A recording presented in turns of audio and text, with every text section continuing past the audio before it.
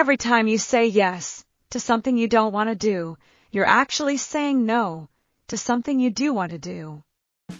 Imagine a life where you no longer feel pressure to say yes to every request, where you set boundaries without guilt, and where you stop prioritizing others at the expense of your own well-being. Sounds impossible?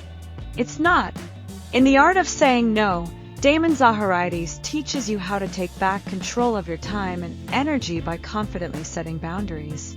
If you've ever felt overwhelmed, resentful, or trapped in the cycle of people-pleasing, this book is your guide to breaking free. Saying no isn't selfish. It's necessary for a balanced, stress-free life. The 6 key principles. People-pleasing is exhausting. Saying yes all the time might seem like the right thing to do, but it comes at a cost to your energy, time, and mental health. The more you prioritize others' needs over your own, the more drained and frustrated you become. Overcommitting leads to stress, burnout, and even resentment toward the very people you're trying to help. The harsh truth: the more available you make yourself, the more people will take advantage of it. Instead of stretching yourself thin, start setting limits. Learning to say no allows you to focus on your well-being and the things that actually matter to you. You can still be kind and helpful, just not at the expense of your peace. Saying no is hard but necessary. Many of us struggle with saying no because we're afraid of disappointing others or being seen as unhelpful. We often assume that rejecting a request will damage relationships, create conflict, or make us look bad. But avoiding no doesn't help. It just leads to frustration and makes people expect more from us. The reality is that setting boundaries earns respect, even if it doesn't feel that way at first. People are more likely to appreciate and value your time when they know you won't just say yes to everything. The sooner you accept that saying no is necessary, the more control you'll have over your life.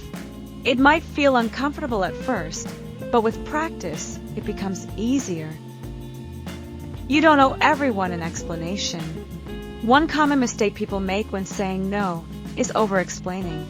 We feel the need to justify our decision to make it seem valid or to avoid disappointing someone. But the more reasons you give, the more opportunities people have to push back, guilt trip, or convince you otherwise. A simple, "I can't commit to that," or "that doesn't work for me" is enough. You don't have to explain your schedule, your personal reasons, or why you're prioritizing yourself. The more direct and confident your response, the less likely people are to challenge it. Save yourself the stress. No is a complete sentence. A no can be polite and firm at the same time. Saying no doesn't have to mean being rude or dismissive.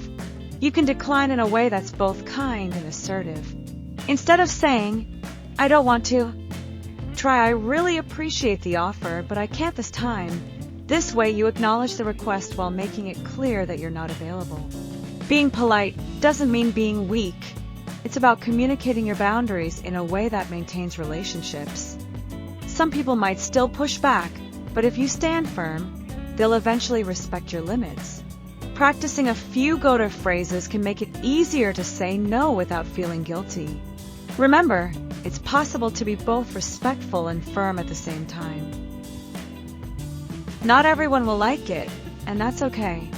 When you start saying no, some people won't like it, especially those who benefited from your constant yes. They might try to guilt trip you, get upset, or make you feel bad for setting boundaries. But their reaction is not your responsibility.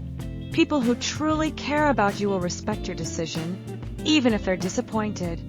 If someone gets angry or distances themselves because you're prioritizing yourself, that's a sign they were taking advantage of you. Setting boundaries filters out the people who only value you for what you can do for them. At the end of the day, your peace of mind is more important than someone else's temporary disappointment. Saying no is taking control of your life.